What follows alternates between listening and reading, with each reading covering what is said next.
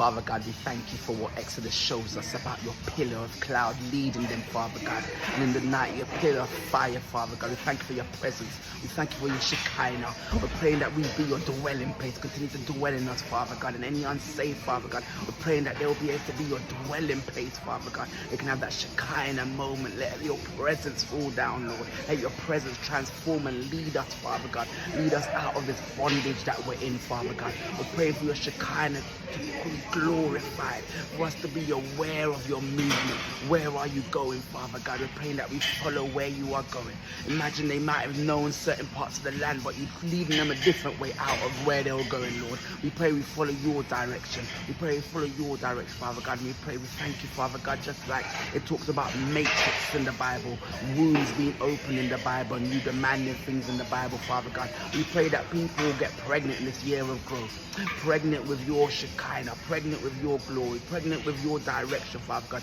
and literal pregnancies for people that are waiting for babies.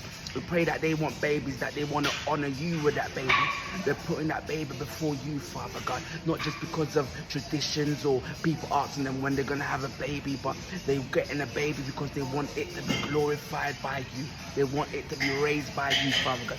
Pray open wombs this year, Father God, that people have what they need or what they want. In Jesus' name we pray.